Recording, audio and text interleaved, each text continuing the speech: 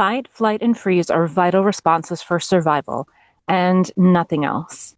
In order to thrive, we have to do the total opposite, what I'm calling create, face, act. Fighting is for self-defense, very necessary.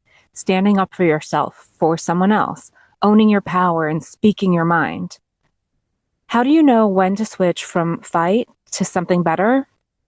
When I was writing this, I was flooded with a familiar sense of urgency where I felt I had to communicate these points at once. This is a subtle sign to me that I am dysregulated. We fight to survive, we create to thrive. We can funnel our urgency into creating something of value. If you notice, some of the worst people on earth aren't bickering with us on social media. They're quietly creating systems of control. We can create also. Flight is a physiological response that really works for escaping predators. It's less good for dealing with complex relational problems, like most of ours in the modern world. Nowadays, flight looks more like stress eating, organizing your scented candles, shopping, even doom scrolling is technically flight. However, now you're here. Welcome. I am a survivor of SRA. That's satanic ritual abuse. And this channel is like a travel vlog through my experience of trauma healing. Experts have made the maps. Now I'm here to walk right alongside you. My full story is for another video. However, for now, how do we know when to go from flight to facing it? In order to face something that has been causing flight, we need to feel good enough to feel bad, as Jay Reed says. You are avoiding it for a reason. It hurts. Too much. You're right to try to manage your mood, especially at work or in places where you can't organically emote. If you have real trauma, the good news is your denial is automatically pushing away any threatening feeling or piece of information until you're somewhat ready, although it always takes courage.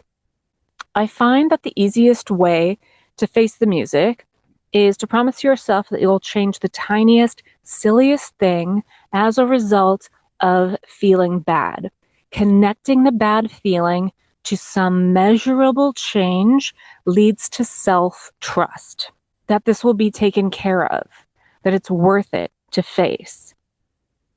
Then you'll be willing to face a little more and even more until eventually you have a life you don't want to escape from. Freezing is a stress response that lets you blend in. Freezing is temporary in the wild, momentary even. Freezing only hinders your life when it goes on for like decades. This one's about numbness, and sometimes you really can't tell. When I was in freeze, I would get compliments on my toughness and grit. People would say I was so unfazed by problems, that they couldn't believe I withstood my stressful job and intense city. I never had any idea what they were talking about.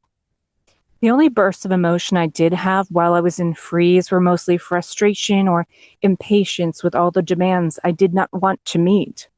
I had to admit, however, that I still chased excitement and needed a thrill, so to speak. When you ask people, when did you feel most alive? You're getting at their most powerful emotional need. When I actually analyzed why I felt so alive, that was the thread I followed out of freeze.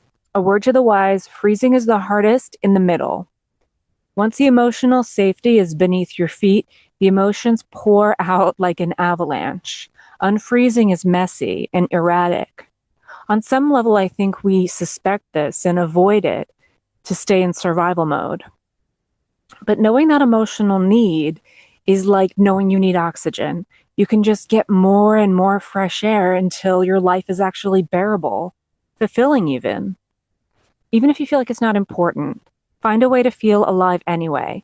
All the important work in the world would be better done by the people who want to be doing it.